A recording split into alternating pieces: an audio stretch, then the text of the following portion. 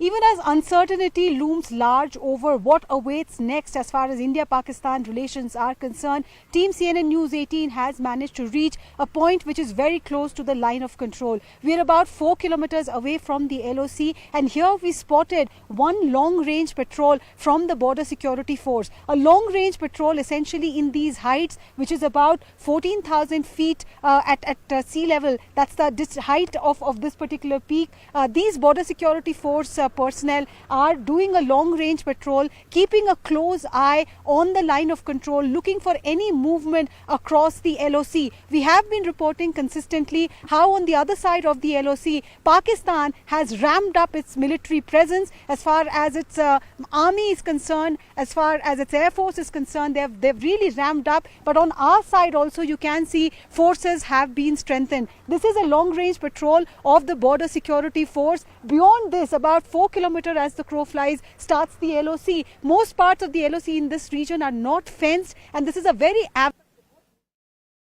तो तस्वीरें देख रहे हैं आप, दुर्गम ये इलाका, हर तरफ बर्फ ही बर्फ, प्रचंड ठंड, और इस ठंड के बीच बॉर्डर पर मौजूदा जो हालात है, हलचल है, ये आप देख सकते हैं किस तरीके से मौजूदा हालात में आपको तमाम ये जवान जो है मुस्तैदी से गश्ती करते नजर आ रहे हैं, अपनी पोजीशन लिए हुए सरहद की निगरानी कर रहे हैं, सरहद की रक्षा करते हुए नजर आ रहे हैं। न्यूज़ 18 की टीम LOC के पास पहुंची थी, जहां पर हमने देखा कि किस तरीके से सुरक्षा के इंतजाम लगातार किए जा रहे हैं। हथियारों से लैस ये तमाम आतंकी इस बात को पुख्ता कर रहे हैं, कहीं ऐसा ना हो कि ठंड का ऊपरी इलाकों का फायदा उठाकर आतंकवादी नीचे उतर आए और घुसपैठ कर दें, या जो आतंकी अभी भी घाटी में छुपे हुए हैं उनकी मदद करें या उनके रेस्क्यू के लिए कोई कदम उठाए। ये तस्वीरें आपकी टीवी स्क्रीन पर उन जांबाज जवानों की देख रहे हैं जो अपने परिवार को पीछे छोड़कर अपनी धरती माँ, अपने देश, अपने हिंदुस्तान के लिए सरहदों पर तैनात हैं। BSF की टुकड़ी आप देख रहे हैं जो इस वक्त इस प्रचंड ठंड में दुर्गम इलाकों में चट्टानों, पहाड़ों के बीच गश्त करते हुए नजर आ रहे हैं।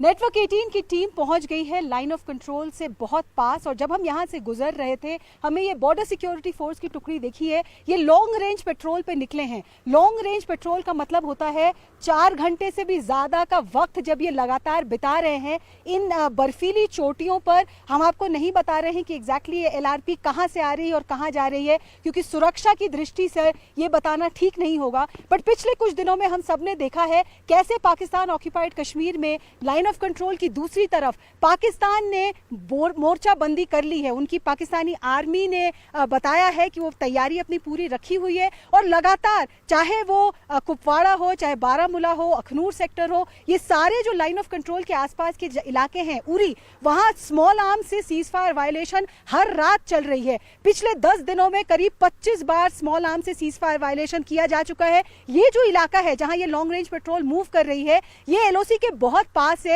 और इनका दो मकसद है इस LRP का। एक तो वो देखें कि कोई भी हिंदुस्तानी टेरिटरी में घुसकर ना आया हो जो पाकिस्तान से कोशिश कर रहा हो, तो ये नजर रखे हुए है कि कोई भी हिंदुस्तानी टेरिटरी में ना घुसे।